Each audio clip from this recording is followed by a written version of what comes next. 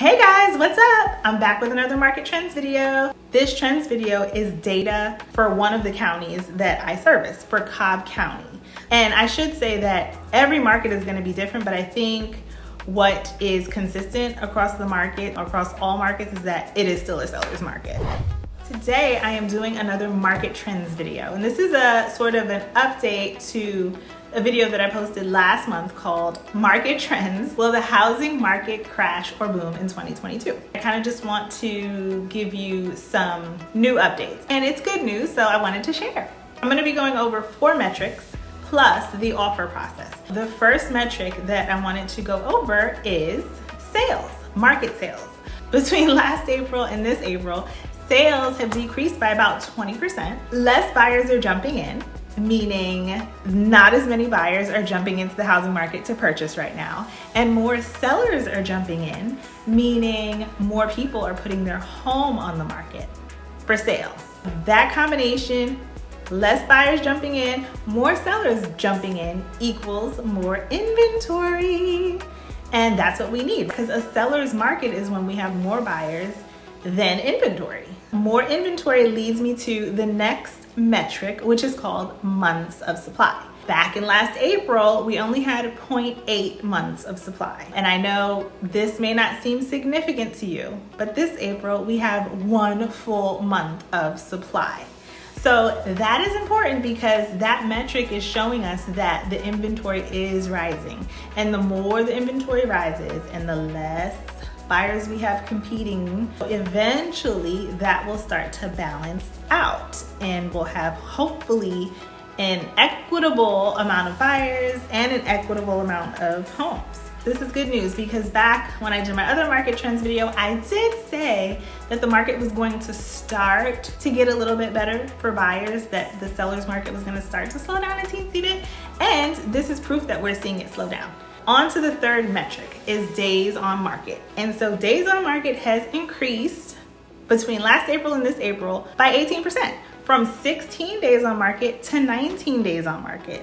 So that is a good sign. I mean, the fact that now homes are sitting a little bit longer means that there is a little bit less competition, because they are taking longer to sell. So that's also a good sign. The fourth metric that I want to talk about is actual sales price. Now, this sales price actually between last April and this April has actually increased. So last April, the average sale price was about $485. This April, the average sale price, and for this county, like I said, is about $516,000. So sales prices have increased. So even though fewer buyers are jumping in and more sellers are jumping in, sales prices are still increasing. So less buyers are jumping in, but they're still paying more and more for those homes that they are in the market for. Values here are steadily increasing, and increasing at such a fast rate that I don't know that will ever slow down, especially in this market. There's one more metric that I want to throw in there. It's kind of part of sales price. A percentage above listing price is also an interesting data point. The seller's market is slowing down a little bit.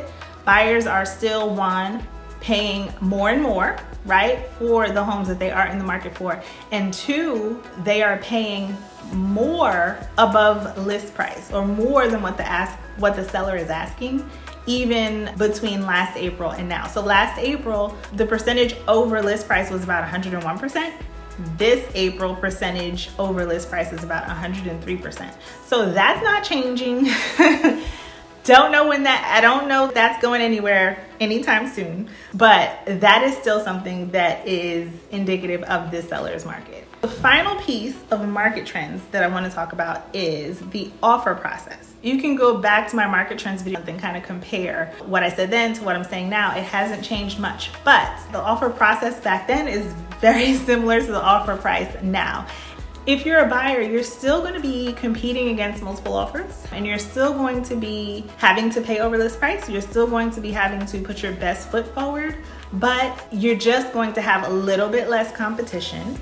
And we know that because homes are sitting on the market a little bit longer, and there's a little bit more inventory than we had last year. So that's pretty much the offer process. Sellers too, I should mention, sellers are still expecting for buyers to make up any appraisal gap, meaning they want you to pay for whatever it is that you're offering on the house, even if it doesn't appraise for that. So I'm still seeing some of that, but I am seeing in the buyer's favor sellers being a little bit more negotiable like they were pre-COVID. I'm seeing buyers get some money towards repairs. I'm seeing buyers get some closing costs, but this is all happening after you're under contract. So you still have to put your best foot forward when you're making an offer. You still have to ask for as little as possible. You still have to have the least amount of contingencies as possible. That being said, you still have a little less competition, so it's getting better incrementally. For sellers, the offer process is much the same,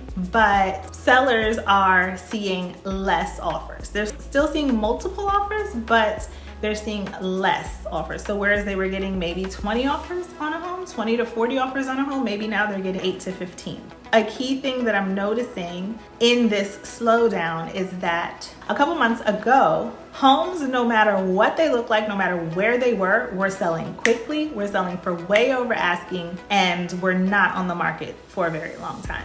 Now I'm still seeing that, but the difference is I'm seeing hot homes, meaning homes that are beautifully decorated, beautifully kept and maintained, homes that are in a great location. Those homes are not seeing any slowdown in offers. Those homes are not seeing any contingencies on their offers. Those homes are still selling quickly. They're still selling for way over asking price. But homes that are just not as desirable, maybe they're not in the best location or the best neighborhood, maybe they need some TLC, those homes are the ones that are seeing this reduction in the amount of offers that they're getting, and those are the homes that we're seeing that are getting a few more contingencies on their offers or after they're under contract. And so I think that's pretty interesting because, like I said before, every home was getting multiple offers. It could be a home that was like burnt down to the ground and you had to rebuild it. It was still getting multiple offers.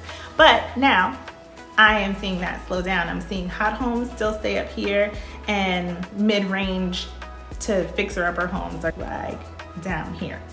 So that's an interesting difference, and that is indicative also of this market, the seller's market slowing down. I just want to remind you guys that I am Altavis with GCH Luxury Group, and please check out Market Trends video, Will the Housing Market Crash or Boom in 2022? So you can go back and compare that to what I'm saying today. It hasn't changed much, but there are some changes, and good news for buyers, not so great news for sellers, but it's still good. Encouraged that things are slowing down a tiny bit and balancing out a tiny bit. I'm encouraged that I'm seeing that change happen. Hopefully one day soon we'll get back to a more equitable market. Once again, thanks for watching, and I will see you again. Bye.